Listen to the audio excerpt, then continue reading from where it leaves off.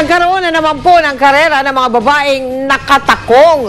Yan po ay sa bansang Australia, kung saan nag-racing ang mga babae gamit ang sapatos na may 3 pulgada ng takong. Hirap man at medyo delikado. Hindi ito alintana ng mga kalahok. Ginawa nila yan para makalikom ng pera para sa kampanya kontra breast cancer. Sa huli, ang grupo ng 4 na babae ang nanalo sa relay race.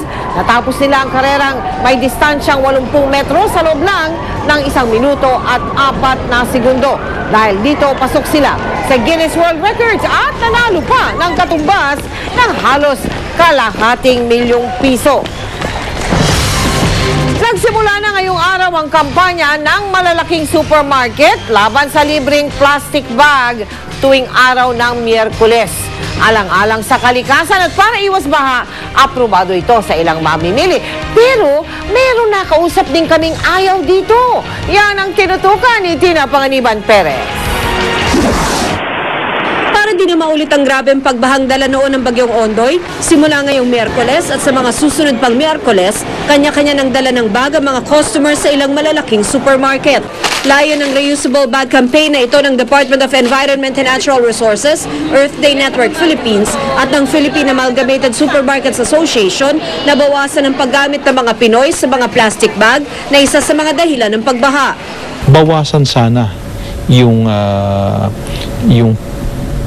mga plastic na makakarating sa ating katubigan. Let's move toward eco-friendly products. They'll probably initiate one day, a Wednesday, when it's going to be called the Reusable Bag Day. Pero 2007 pa lang, may ganito ng kampanya ang SM Supermarket.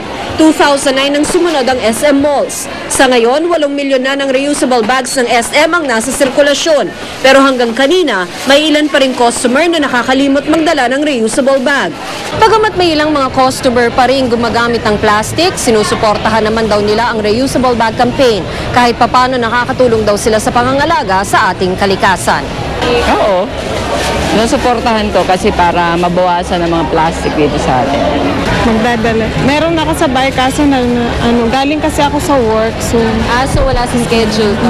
Hindi ako nagdadalang plastic bag. For convenience of the customers, okay, they can use the plastic bag. We sell it for a very affordable price. But the proceed goes to Nasugbu tree planting activity.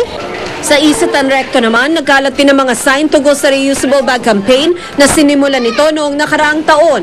Para iwas na tayo sa future sakuna na katulad ng nangyari sa atin noon, mag-participate tayo sa pagre-reuse at pagre-recycle ng ating mga bags. Ang mga hindi nakapagdala ng sariling bag, sinisingil ng mula piso hanggang 3 piso. Pag maramihan ng bili, libre ng ilalagay sa kahon. Pero may tila ilang ayaw sumabay sa kampanya. So next time, hindi na ako bibili ng Miyerkules. Tina Panganiban Perez, nakatutok, 24 oras.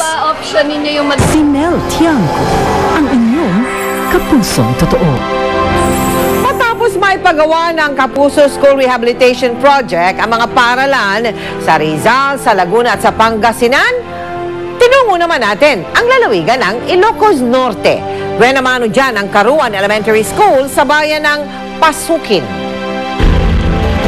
Paggawa ng iodized salt ang isa sa mga pinagmumula ng kabuhayan ng mga taga-Pasukin sa Ilocos Norte. Nangunguha rin sila ng mga bato na ginagamit sa landscaping. Dito rin matatagpuan ang malawak na pataniman ng dragon fruit. Ngunit ang talagang sadya namin doon ay ang paaralan sa tabi ng daan. Ang Karuan Elementary School na ipinapagawa ng Kapuso School Rehabilitation Project. Sa buong eskwelahan, 2 lang ang palikuran, isang panlalaki at isang pambabae.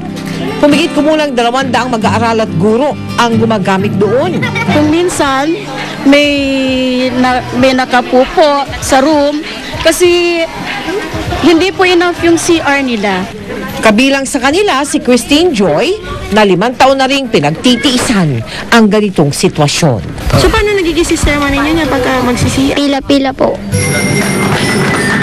Kaya naman sa pagpapasinaya ng 3 silid-aralan doon, karagdagang 3 maaliwalas, maayos at malinis na palikuran ang magagamit. Ang mga silid, pinatibay ng mga magulang na gaya ni Rose. 3 buwan siyang nag-volunteer bilang tagapagluto ng mga manggagawa sa eskwelahan. Thank you po, Tita Mel, sa building na ipinagkaloob po ninyo at ipinapangako po namin na aalagaan po namin ito. At upang maiwasan ang labis na epekto ng sama ng panahon, nagtanim din tayo ng mga puno na bahagi naman ng proyektong Kapuso para sa Kalikasan. Una pa lang po yan sa 2 pinasinayaan na paaralan sa Ilocos Norte.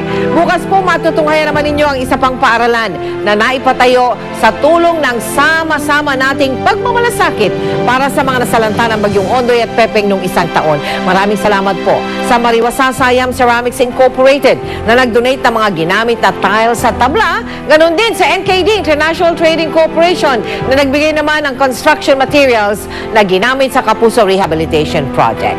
Samantala sa mga nais mag-donate sa GMA Kapuso Foundation, maaari po kayo mag-deposito sa aming mga bank account o kaya ay mag-log on sa www.kapusofoundation.com. Susunod! Nagwalang toro sa Colombia, 3 ang napatay. Naligaw na butanding sa Subic na pinangalan ng Botonding, kumustahin natin. At Venus Ratwish Krista Kleiner, nagsisiraan daw. Tuloy ang pagtutok dito sa 24 oras.